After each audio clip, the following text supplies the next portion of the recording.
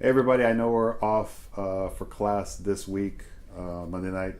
Dave and I were discussing something before, and we thought maybe we'd throw together a video in place of, or in place of, to help out with the fact that we don't have class this week. I know we're at a fairly tricky part of scoring the scene. For those everyone watching who's not in the Monday class, we are using a scene out of a play, a David Mamet play. But still, I think everybody can follow along and figure out what in the world I'm talking about here.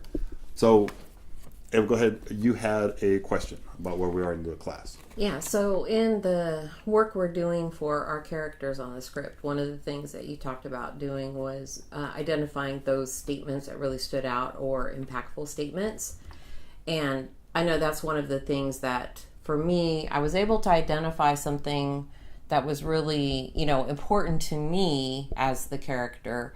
But then the work that we're doing with step 4 of the process of doing the breakdown and understanding it really talks to the relationships, the why, what's the purpose behind it, and then is it exposition and things like that. So could you explain that a little bit more, because I know in thinking about it, it's a lot of work.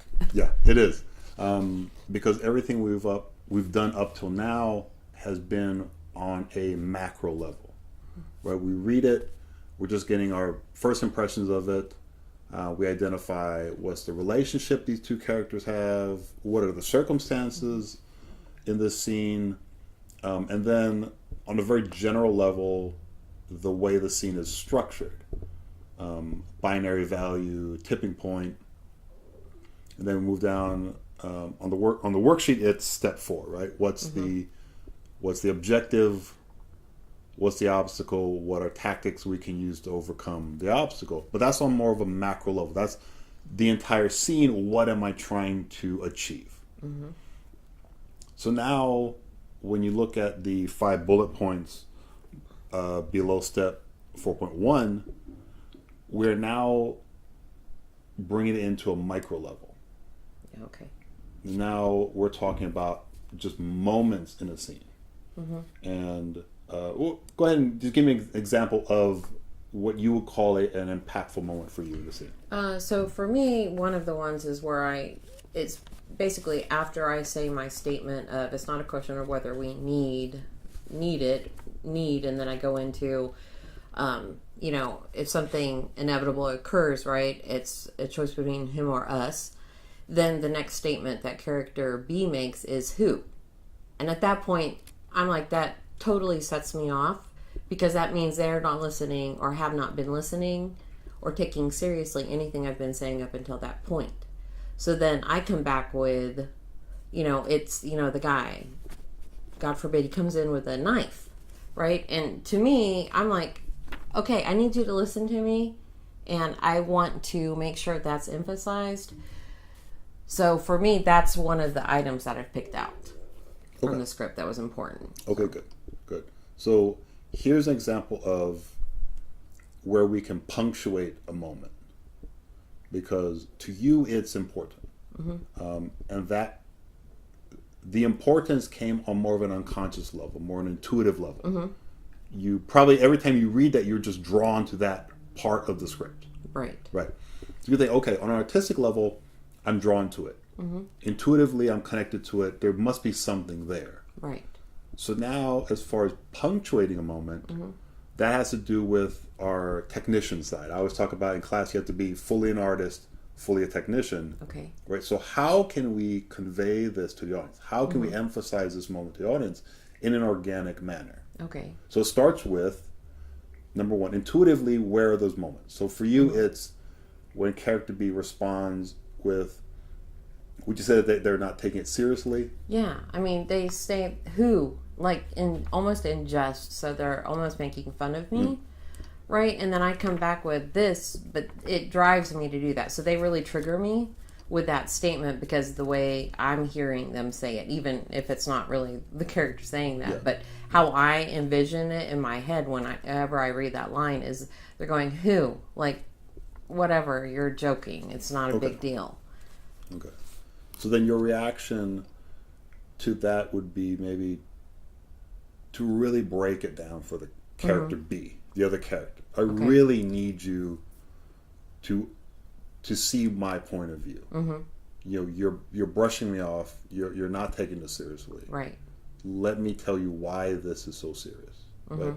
So artistically, we can make some choices.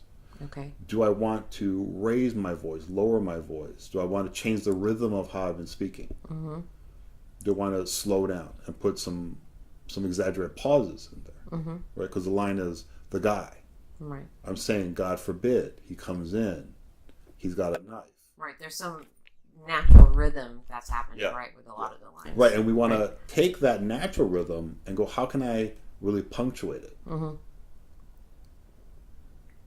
So I may, in practice, I may exaggerate it. The guy, I'm saying, God forbid, the guy comes in, he's got a knife. I mean, with me just saying it that way to you, like, oh, I've either talked to people like this before, or I've had people talk to me like that before. Like, oh, I recognize this, right?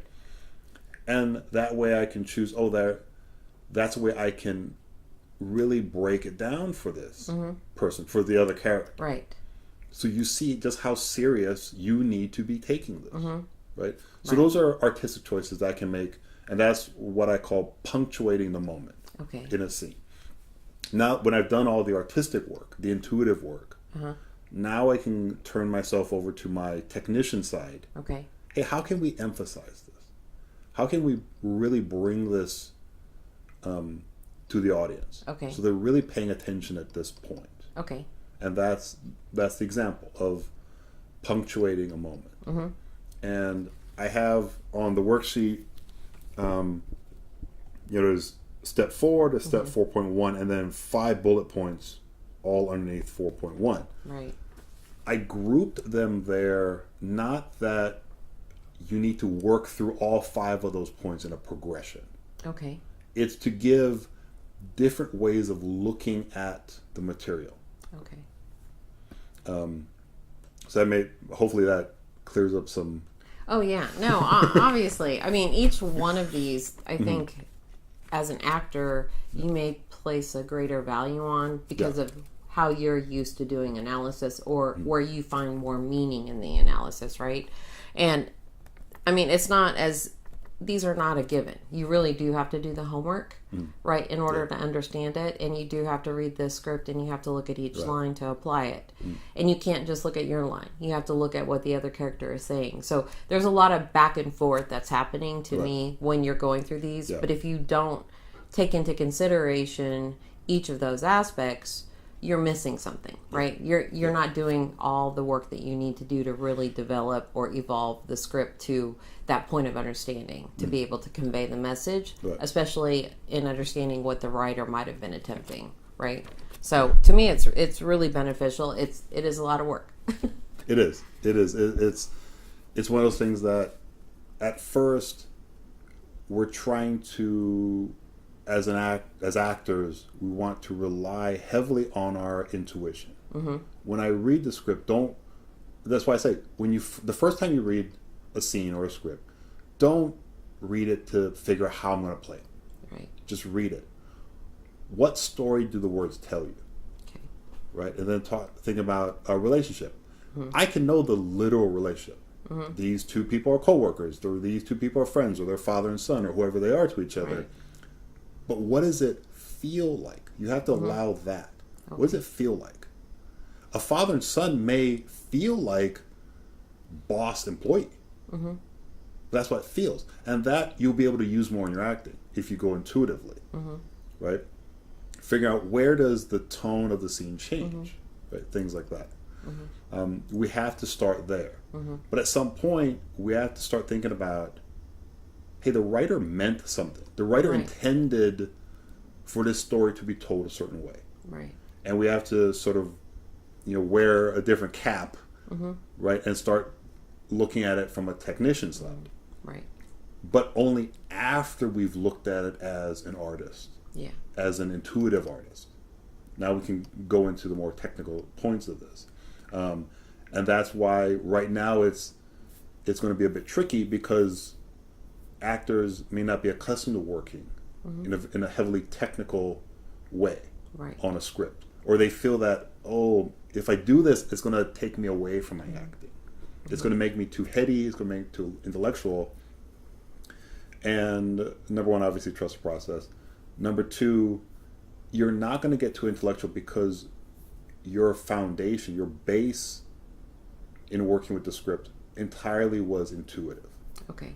So the technical part, the technician inside of you, is only going to augment what you're already doing. It's going to refine it, but it's not going to take over and make it robotic and mechanical and things like that. Yeah, and I mean, what I'm finding is that it provides good parameters so that you don't overanalyze it as Yes, well. that's Right. true, Number yeah. one, because that's kind of a tendency some of us may have. And I know, for me, if I overanalyze, that's not really helpful at all. It's better for me to just kind of take it for what it is and then, but understand it, right? And that's where I find this is helping, is for understanding greater what the intent is behind it based on each of the lines. So, Yeah, all right. Yeah. Very good. well, thank you. All right. Thank you.